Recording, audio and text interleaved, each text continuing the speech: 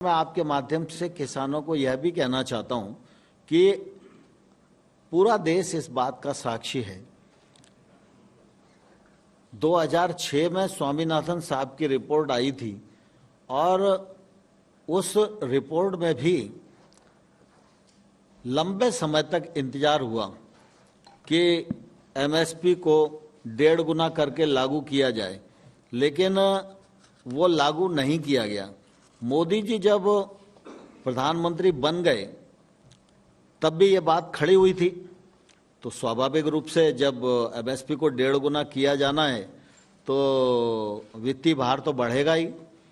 लेकिन ये मोदी जी की प्रतिबद्धता किसानों के प्रति थी कि उन्होंने जो लागत मूल्य है उस पर 50% मुनाफा देकर और एमएसपी घोषित करने का निर्णय किया और उसका लाभ आज देश भर के किसानों को मिल रहा है। और आप देखेंगे कि कुल मिला के कृषि मंत्रालय के बजट की स्थिति को भी देखेंगे तो आज 1,34,000 करोड़ है। यह जब यूपीए की सरकार थी उससे लगभग 6 गुना बढ़ोतरी है। लगातार सभी स्कीमों के माध्यम से इस बात की कोशिश की जा रही है। कई बार सरकारों के लिए बड़ा लोकप्रिय होता है, जैसे यूपीए सरकार में एक निर्णय हुआ, 10 साल में 53,000 करोड़ रुपए का कर्जा माफ कर दिया। कर्जा किसका माफ हुआ, किसका नहीं हुआ, यह विवाद का विषय किसानों में हमेशा ही बना रहा। लेकिन 10 साल में 53,000 करोड़ रुपए का कर्जा माफ करना, इसको बड़ी उपलब्धि यूपीए गवर्नमेंट में माना गया। लेकिन प्रधानमंत्री नरेंद्र मोदी जी ने पीएम किसान सम्मान निधि के माध्यम से 75,000 करोड़ रुपया हर साल भारत सरकार के खजाने से निकालकर किसानों के खाते में डालने के लिए योजना बनाई। और मुझे कहते हुए प्रसन्नता है कि आज 10.5 करोड़ किसान को लगभग 1 लाख करोड़ रुपया केंद्र सरकार की ओर से उनके अकाउंट में भेजने का काम किया गया। किसान को बुजुर्गावस्था में भी सुरक्षा सामाजिक मिल सके, इसलिए पीएम किसान मानधन योजना बनाई गई, पेंशन का प्रावधान किया गया। 21 लाख के करीब किसान आज उन योजनाओं से जुड़े हैं। जो 60 वर्ष की उम्र पूरी करेंगे उनको 3,000 रुपया मासिक पेंशन के रूप में मिलेगा, जो उस समय निश्चित रूप से काफी मददगार होगा। छोटे किसान देश में 86% हैं और छोटे किसान के पास निवेश करने कोई जाता नहीं। उसके पास खुद के पास इतना पैसा है नहीं कि वो निवेश कर सके। वो पढ़ा लिखा भी है, जागरूक भी है और वो अच्छी खेती करना भी चाहता है और वो चाहता है कि टेक्नोलॉजी का उपयोग करे, महंगी फसलों की ओर जाए, लेकिन उसको मार्केट उपलब्ध नहीं होता।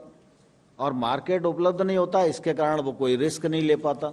इसलिए नए कानून बनाए गए हैं कि इन कानूनों के माध्यम से वह महंगी फसलों की ओर आकर्षित होगा, टेक्नोलॉजी का उपयोग कर सकेगा, निजी निवेश उसके पास पहुंच सकेगा, अच्छे एग्रीमेंट करके अपने उत्पादन के वाजिब दाम प्राप्त कर सकेगा, वैश्विक मानकों के आधार पर खेती कर सकेगा, जिससे कि उसके उत्पादन का एक्सपोर्ट भी हो सके। ये रास्ते इन कानूनों के माध्यम से खुलते हैं।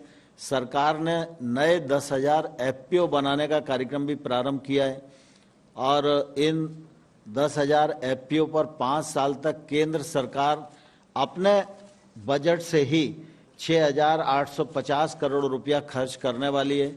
ये एफपीओ से एक नई क्रांति खेती के क्षेत्र में मोदी जी के नेतृत्व में शुरू होने वाली है। यह भी मोदी जी की किसान, कृषि और कृषक के प्रति जो प्रतिबद्धता है उसको जाहिर करती है। अभी कोविड के दौरान भी आप सबने देखा कि दुनिया में सब चीजें बंद हो गईं, लेकिन भारत में मोदी जी की दूरदर्शिता के कारण खेती और किसानी के लिए और ग्रामीण क्षेत्र के लिए जो निर्णय किए गए उसी का परिणाम था कि किसान ने अपनी फसल की कटाई पूरी की, किसान ने अपनी फसल को सरकारी समर्थन मूल्य पर पूरी तरह से बेचा, पहले से अधिक पैदावार हुई, पहले से अधिक खरीद हुई, ग्रीष्म ऋतु की बुआई गत वर्ष की तुलना में अधिक हुई, खरीफ की बुआई गत वर्ष की तुलना में अधिक हुई और किसान को उस बीच में भी पीएम किसान सम्मान निधि के पैसे डीबीटी के माध्यम से पहुंचते रहे और आत्मनिर्भर पैकेज के अंतर्गत कृषि और संबंधित क्षेत्र में सुधार आए और निजी निवेश गांव तक पहुंचे और वो निजी निवेश के अंतर्गत जो संरचनाएं निर्माण हों वो मूल रूप से किसान के काम आए। अभी संरचनाएं जो बनी हुई हैं वो व्यापारी के काम तो आती हैं लेकिन किसान के काम नहीं आती, क्योंकि वो बड़े स्थान पर बनी हुई हैं। अगर संरचना खेत के पास होगी, गांव के पास होगी, तो किसान उन संरचनाओं का उपयोग कर सकेगा, चाहे वो वेयर हाउस हो, चाहे वो कोल्ड स्टोरेज हो, चाहे वो अन्य प्रकार की संरचनाएं हों। तो 1 लाख करोड़ रुपए का इंफ्रास्ट्रक्चर फंड उसे घोषित किया। फिशरीज के लिए 20,000 करोड़ रुपए का फंड, एनिमल हस्बेंड्री के लिए 15,000 करोड़ रुपए का फंड, छोटी फूड प्रोसेसिंग यूनिटी के लिए 10,000 करोड़ रुपए का फंड, 4,000 करोड़ रुपया हर्बल पार्क के लिए, मधुमक्खी पालन के लिए 500 करोड़ रुपया। तो लगातार मोदी जी के नेतृत्व में इस बात की कोशिश की जा रही है कि देश को आत्मनिर्भर बनाना है तो गांव को आत्मनिर्भर बनाना पड़ेगा और कृषि को आत्मनिर्भर बनाना पड़ेगा।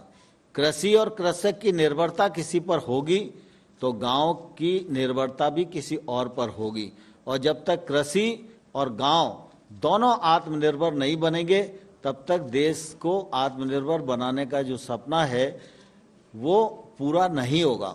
इसलिए लगातार आपने देखा होगा, चाहे वो प्रधानमंत्री सड़क योजना के 3rd फेज का मामला हो, चाहे मनरेगा में राशि बढ़ाने का मामला हो, चाहे सेल्फ हेल्प ग्रुप के अभियान का मामला हो, चाहे एग्रीकल्चर के क्षेत्र में सरकार के निवेश का मामला हो, मोदी जी के नेतृत्व में लगातार इस बात की कोशिश की गई है कि गांव और कृषि यह आत्मनिर्भर बने, समृद्ध बने और देश के नवनिर्माण में इसका योगदान अधिकतम हो सके।